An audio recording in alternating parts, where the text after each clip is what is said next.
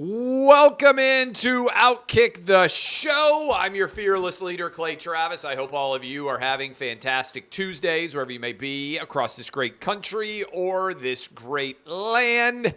We have got a bevy of stories to discuss with you today, including big-time quarterbacks, free agents, potentially trade bait, where they're going.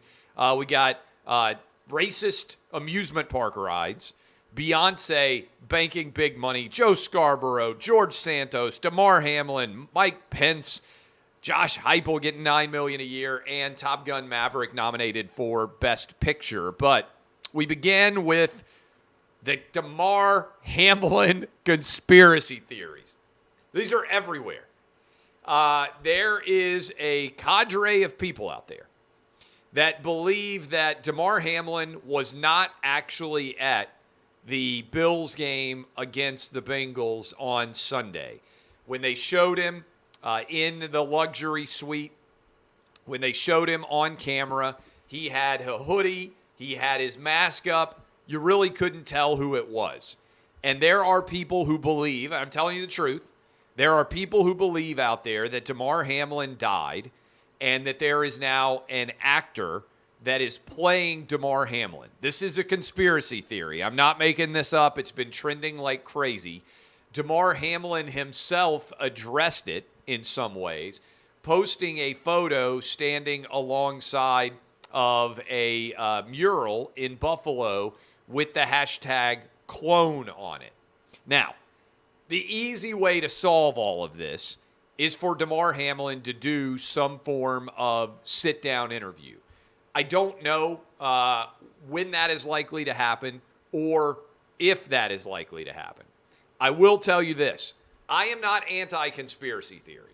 I certainly understand, especially over the last several years, when related to COVID, everything that I started telling you years ago was labeled a conspiracy theory. We just had Secretary of State Mike Pompeo, former CIA director, on, and he said it's a near certainty that COVID leaked from a lab. That used to be totally unacceptable to say. It used to be totally unacceptable to say that if you got the COVID shot, you would neither get nor transmit COVID. That was not true based on the data. You couldn't say that. If you compared COVID to the flu, you were shouted down. If you said, hey, I think it's going to have really significant negative long-term consequences to keep kids out of school, and the data reflects that we likely didn't protect anyone, unacceptable to say. If you said, hey, masks as people are wearing them does nothing to protect people from COVID by and large, you weren't allowed to say that. If you pointed out, hey, you can take your mask off to eat in a restaurant, but you have to wear a mask when you walk to your restaurant table, you weren't allowed to say that. If you said on an airplane, you take your mask off to eat, that's not allowed. If you said, I don't know that you need to wear a mask outside, so that wasn't allowed. That wasn't permissible. You were a conspiracy theorist. Conspiracy theorists have got a series of big wins, right? All of those things that I told you now consider to be conventional scientific wisdom. The Demar Hamlin conspiracy, however, is a bridge too far for me. I do wish that he would just end it, right? Take a photo, do an interview, kind of eliminate this idea that he's dead or that there's an actor playing him. Now, I believe that conspiracy theories can be true sometimes. But usually someone benefits from a conspiracy theory. That is, certainly Moderna and Pfizer benefited in a big way from the conspiracy theory being shut down that their COVID shot didn't do that much to protect people. They made billions of dollars by having all of the science apparatus line up behind them and share that.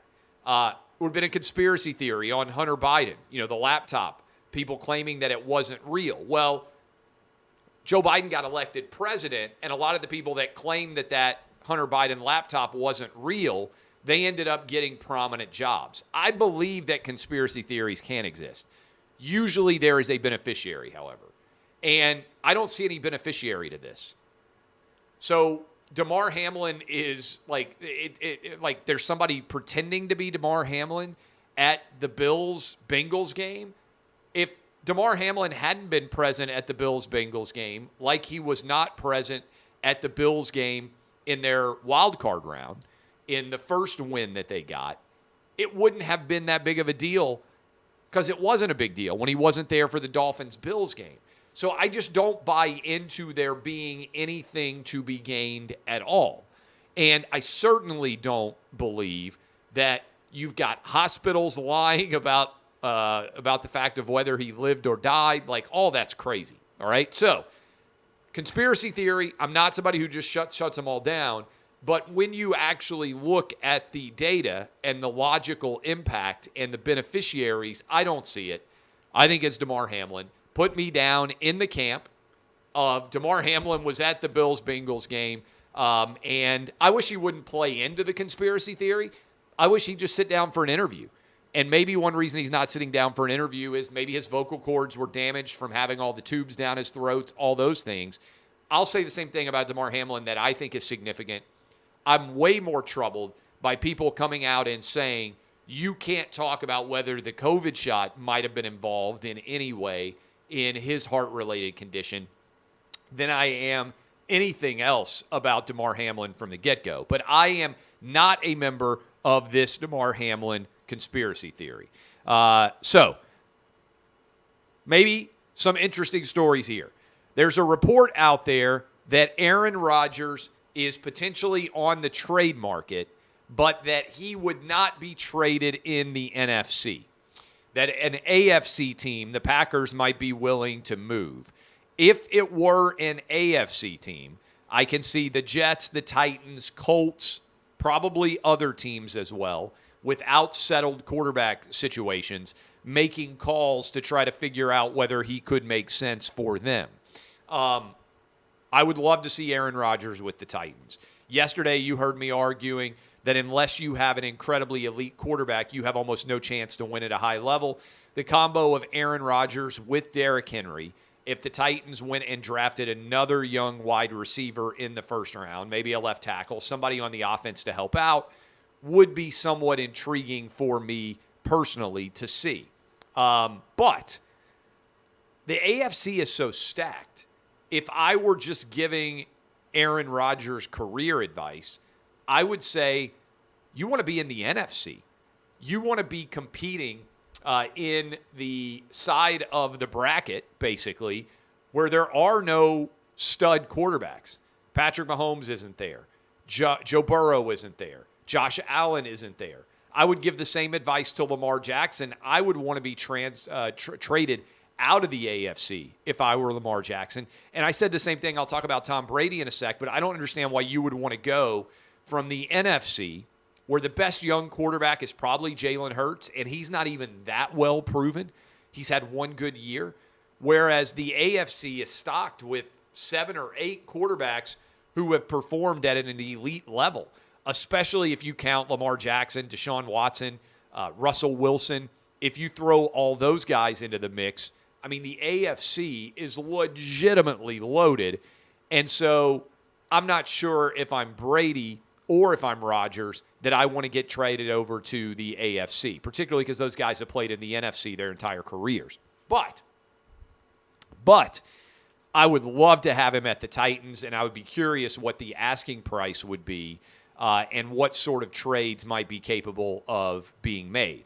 There are rumors, and look, I'm on the board for this. I said that I thought Tom Brady would leave the Tampa Bay Buccaneers. And if he leaves the Tampa Bay Buccaneers, to me, there are 3 teams that would make the most sense to him. Raiders, Dolphins, 49ers. And by the way, I could add the Raiders and the Dolphins to the target list for Aaron Rodgers too. Can you imagine Aaron Rodgers with the Dolphins throwing to Tyreek Hill, throwing to Jalen Waddle, Mike Gesicki? I mean, that would be pretty attractive to me if I were Aaron Rodgers. Also be attractive, you go back to the Raiders, you could be with Devontae Adams again. I don't know what his relationship is there. But Darren Waller, Josh Jacobs, that could make a lot of sense. Same thing for Tom Brady. To me, both of these aging gunslingers, And Rodgers is quite a bit younger than Brady. Rodgers, I believe, is 39. Brady is sitting at 45 right now. So Aaron Rodgers, 6 years younger. I don't know how much more he wants to play, but you have to presume for both these guys that trying to win a Super Bowl is the reason why they would play. Certainly money matters, and banking as much money as you can when you're one of these guys and you're not going to be able – it's not like they're hedge fund guys, right? So if you're 45 years old and you're a hedge fund, you're Ken Griffin with Citadel, well, you can continue to make gobs of money for years and years to come. So what happens one year is not necessarily a year that you have to maximize your earnings. But if you're a pro athlete and you've only got a few more years, maybe Aaron Rodgers does want to maximize his earnings. And if that's the case, then that also factors in a major way in terms of salary cap ramifications. So that in and of itself is, I think, really intriguing to break down as you continue to analyze this. But Aaron Rodgers, if he goes to the AFC, I hope the Titans make a big play for him because I think Aaron Rodgers potentially is going to live in Nashville post-play. This could allow him to be a legend here locally. And Brady to the Dolphins, to me, makes the most sense there. Okay, Mike Pence. While we were live on air today, it was announced that Mike Pence has his own classified document scandal. And scandal's probably an exaggeration, but he has reportedly got 12 classified documents inside of his home as well. To me, this just further solidifies my opinion that there's not going to be any charges brought on Donald Trump and potentially builds on the larger points that I made yesterday. Not only will there be no classified document charges for Donald Trump related to the Mar-a-Lago fiasco and the FBI raid, but also building on that even further, I don't think they're going to be able, Merrick Garland and the Department of Justice, to charge Trump related to January 6th because I think there's going to be such an expectation, basically, that everybody has committed in some form or fashion a crime related to their tenure as a significant public elected official. And so I would think that this basically is going to clear Trump. And so the only way Trump is not going to be the nominee in 2024 for the Republican Party is in the event that he is beaten in the primary season. We had Mike Pompeo on today. I think Mike Pompeo is going to run. I think Nikki Haley's going to run. I think Mike Pence is going to run. I think Ron DeSantis is going to run. Trump's already in. I think we're going to have, before all is said and done, double-digit people running against theoretically Joe Biden. I also believe that Joe Biden's going to have at least one or two contenders in the Democrat Party running against him. I don't think Joe Biden's going to have a clean sweep with no opposition. I think there will be challengers for him, and that'll mean for the incumbent president, the first time that we've had a legitimate primary contest since 1992. I think that is where we are headed in that respect. A couple of other stories out here. Joe Scarborough, who is on The Morning Joe, a MSNBC show. This guy, Joe Scarborough, I've never met him. I don't know him personally. He used to represent the panhandle of Florida as a Republican congressman.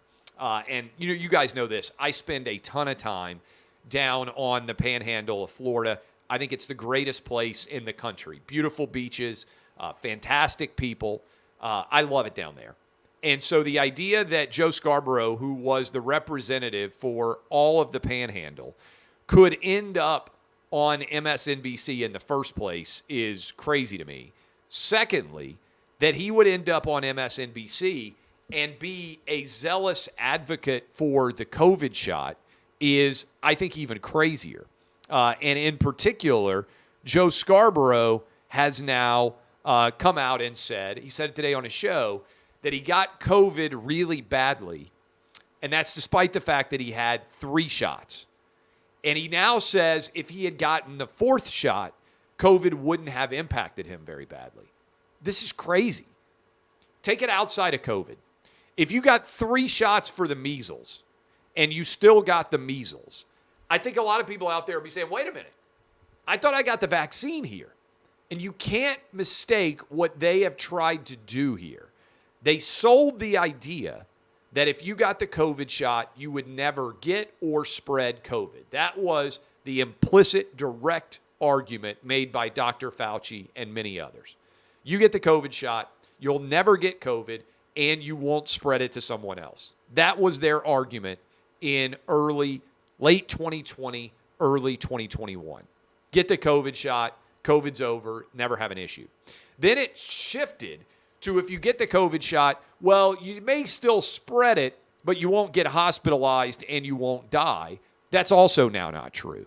So is Joe Scarborough not looking at the data at all? Because back in early 2021, he was arguing to everybody, get the COVID shot, you nincompoops, and you'll never get COVID.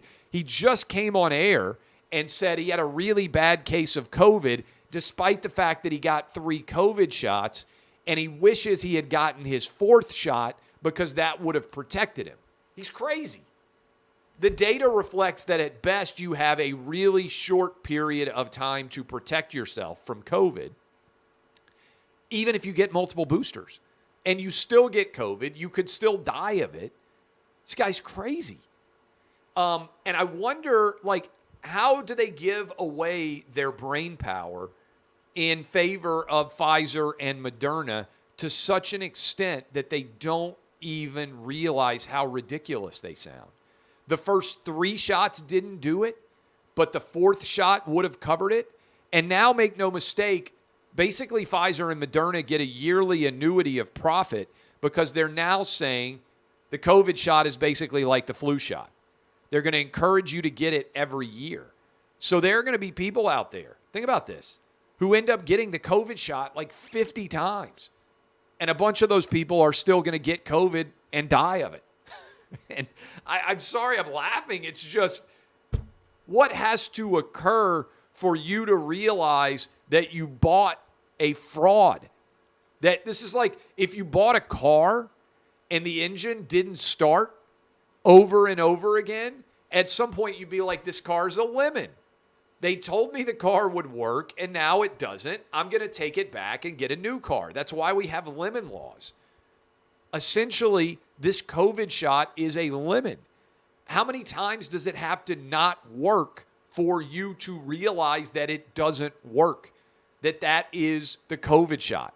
Just like if you bought a car and you kept trying to turn it on and the engine didn't come on, at some point you'd realize you bought a car that didn't work, yet these Joe Scarboroughs are such COVID zealots that they're unable or unwilling to recognize that they are fools and that they have been bamboozled and that they were fraudulently induced to get a shot that didn't work. And they're such true believers that they're arguing that the next shot would have kept this from happening. They're like people who predict the end of the world, and then when the end of the world doesn't happen on the day that they told you it would, they tell you that they actually meant the next year. That's what the Joe Scarboroughs of the world are arguing when they say the first 3 COVID shots didn't stop me from getting a severe case of COVID, but the 4th shot would have. No, you are a fool, and you have been played for a fool by both Pfizer and Moderna. The COVID shots, flat out, do not work or provide any protection to you. Now look, Beyonce just went to Dubai and played a concert for $24 million. All right, that is good work if you can get it. Beyonce is so famous, reportedly, that she got paid $24 million to do one concert. It's like her first concert in 5 years. I am a capitalist. Good for Beyonce. I congratulate you on your reported $24 million in Dubai. But Beyonce has consistently lectured us in the United States for not being welcoming enough of black queer culture. She has wagged her finger at the people of the United States over our own decisions in this country. And if you believe that to be true, that's your right. We get lectured all the time by celebrities on a variety of different issues. Even if you're a celebrity, you still have the right to share your opinions. But let me ask you this. shouldn't you call out hypocrisy where you see it? That's what I do, right? I don't begrudge anybody. Company, individual, sports league, business, whatever it is. If you want to make money in a foreign country and they have different ways of life than us, I don't begrudge you from being a capitalist and doing that. I'll put myself in this category. Same reason I've defended everybody at Live Golf. Same reason I would defend Ronaldo or any of these soccer athletes who work for companies that are owned by Middle Eastern ventures. If right now they came to me and the Saudi Arabia said, hey, Clay Travis, we love your radio show. We love everything that you do with Outkick. Would you please come and do an event for us in Dubai, in Saudi Arabia, in any country in the Middle East, Qatar? I'd say sure. Like, let's figure out the contract. I'll go over there and I'll do it. It's not because I agree with every single political position of the Middle East. It's because I'm a capitalist and I sell my labor to the highest bidder. And within the construct of, does it fit my life? There's all the time, candidly, I get invited to go speak here for this amount of money, and I'm like, yeah, I appreciate the offer, but that doesn't fit my schedule. I'm not going to be in that area. It doesn't make a lot of sense to me, like all the time, right? But don't lecture me like the NBA has, and like Beyonce has, and like LeBron James has, and like many other artists have, and companies as well. Don't lecture me, Walt Disney, Inc., here over the political opinions that I have in this country, and then go over and do business with China. In the Middle East, where Beyonce performed for $24 million, they will still behead people for being gay. Okay? If you're going to lecture the United States and be a black queer icon here, how in the world can you justify taking tens of millions of dollars from a Middle Eastern country that believes it's okay to behead gay people? That's a very valid question. So I don't begrudge people making that choice, but I do believe that if you lecture me politically and then make the expedient choice that makes you a lot more money, you deserve to be called out on that hypocrisy in a monster way. You can't wag your finger in the United States of America and argue that we are awful and then simultaneously go around the globe and play for countries that don't embrace anywhere near the same standard of human rights as we have here, which is why I believe it's 100% fair to go after Beyonce over this. Speaking of, this George Santos guy, this congressman from New York, every single thing that he said just about feels like it's a lie. And they keep having new revelations about what George Santos did or didn't do. I don't have a strong opinion on this other than every 2 years, a congressperson is up for re-election. And if the constituents decide that they are poorly represented, then they get to elect a new congressperson. So given the fact that this is only 2 years, next year is going to be a brand new election. There will be a primary in probably a little bit over a year, like 16 months from now. They'll have a primary in this New York district, and we'll see whether George Santos continues to represent that district or not. That's my opinion. I'm not a big fan of making people step down in general. I'd let the democratic process play itself out.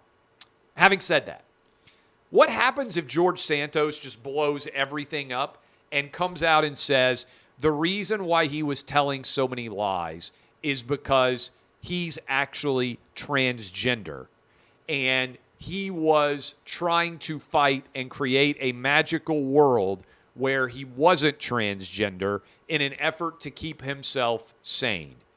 How would Democrats respond if George Santos suddenly came out and said, hey, by the way, I'm transgender. I'm the first transgender elected congressperson in history? I think he would paint him into a corner. I don't think they could really question him because you're not allowed to question whether somebody is or is not in the wrong gender. And I think George Santos could just become a transgender hero. And I don't know how Democrats would be able to handle it by their own rules. Just tossing it out there. Splash Mountain. is being shut down. This is so crazy. This is absolutely insane.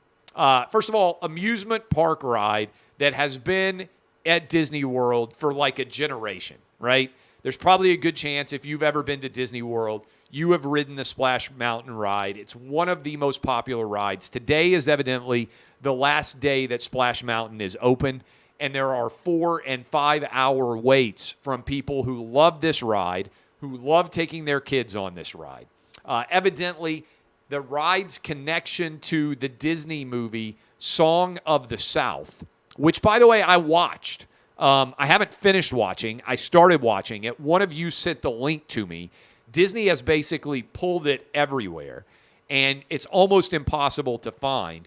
But it is a movie made by Walt Disney in the 1940s that involves a plantation. And was it Joel Chandler Harris? The Uncle Remus character, if I remember correctly? I want to get this right because I remember studying it back in the day. The Uncle Remus stories written by Joel Chandler Harris were wildly popular. These stories came out in the late 1800s, if I remember correctly. So July 20th, 1879, Harris published The Story of Mr. Rabbit and Mr. Fox as told by Uncle Remus. It was published in the Atlanta Constitution, first of 34 plantation fables that was later compiled in Uncle Remus, His Songs and His Sayings. And these were stories collected from the African-American oral storytelling tradition. And they featured Brer Rabbit, who used his wits. And a lot of you probably are familiar with Brer Rabbit. There was also Brother Bear, Brer Terrapin, Brer Wolf. And these stories were very, very popular. And they eventually led to a Disney movie that was based on these stories. And they are featured in this Splash Mountain ride. Now, most people don't know anything at all about the overall history of these stories, and they just ride Splash Mountain for the reason that I enjoyed it, which is if you've got kids, it is a long ride. It is a ride out of the Florida heat, and it's really an enjoyable experience. They now are changing the entire ride to base it on New Orleans, and this idea, I think it's important to fight back against this idea that things which are in no way racist, okay, this is important, in no way is this amusement park ride racist. This is a form of like woke ideology. It's wokeism as a religion. And this is not that much different, honestly, than what you see from these crazy Taliban members who are deciding that if there is an image they don't like, they destroy it, right? Destruction and tearing down of something based on a remote connection to something else is a form of idiocy. And so the fact that Disney would fall victim to this is unfortunately, I believe, further evidence of the woke Disney corruption and the fact that you won't just stand up for a ride that Black, white, Asian, Hispanic kids of all different backgrounds have loved and enjoyed, and that you would shut down a ride for months, maybe even a year or more, to completely remake it is, I think, an incredible flaw of the modern era that we find ourselves in. A couple of other stories. I should also let you know, by the way, I forgot to mention this yesterday, I'm back with wins and losses. These are long-form conversations that I think many of you will enjoy. I put one up on Saturday with Alexi Lawless. It's kind of about the history of American soccer and where we go going forward, sort of using Alexi Lawless's career from the 1994 World Cup up to what will soon be the 2026 World Cup, when we will have the World Cup back in the United States. What has that 32-year horizon meant for American soccer? Where are we now? Where are we headed? I think it's a really fascinating question. But that's up. I'm about to talk with Miranda Devine from the New York Post for a deep dive into the reporting around the Hunter Biden, the entire cancellation process, the censorship. I think you're going to love it because I want to just have a long-form conversation all in one place about that history. But a couple of other stories here. Josh Heupel has signed a extension with the University of Tennessee, which will pay him $9 million a year and run, I believe, up to 2029. This will make Josh Heupel one of the 10 highest-paid college football coaches in America. Tennessee coming off of an 11-2 season, year 2 with him, top 5 season, finishing with a top 10-ish recruiting class, bringing in the number 1 quarterback recruit in the nation, according to the On3 consensus in Nico Amalavea. I believe I got his name right. Theoretically returning Joe Mixon, top 10 team coming back next year. I don't think this is too much of an exaggeration. I'm curious what the buyout details of this contract are, but some people would say, "Oh, this is an overreaction to one season." I actually disagree. I think Tennessee is going to be poised in the years ahead to be very, very good at college football, back to top 10 caliber program status. We'll see if I'm right. I think Florida's on the downward trend. Georgia certainly is the king of the college football kingdom right now. But I think Tennessee's going to be – it's an early prediction for you. I think Tennessee is going to beat Georgia in Neyland Stadium this year, meaning in 2023. I think it'll be the only loss that Georgia has in the regular season. I think Tennessee will lose a couple of games, go like 10-2 again next year, 9-3 caliber. Good, but not great. But I think Tennessee will beat Georgia in Neyland Stadium. So I think the Josh Heupel move is a good one based on winning 11 games in year 2. Finally, Top Gun Maverick, nominated for an Oscar. I was looking at the odds of who's going to win the Oscars. You can actually gamble on this. Top Gun Maverick is 10-1. Here's what I would say. If Hollywood effectively wants to wave the white flag and acknowledge that they have gotten a tremendous amount wrong in terms of embracing woke culture over the past 15 years or so, giving the Oscar for Best Picture to Top Gun would be a seismic statement on how wrong they have been. Because what I love about Top Gun Maverick, and I said this when it came out back in May, I've been to see it in the theater more than once. Good, old-fashioned, awesome experience of going to the movie theater. Like we had in the 80s, like we had in the 90s, just put on a good show, a good movie, and let us all enjoy it. Pro-America, anti-woke film, I think it's fair to say. And even though we don't know exactly who the villains were, anti-woke film that was tremendously entertaining.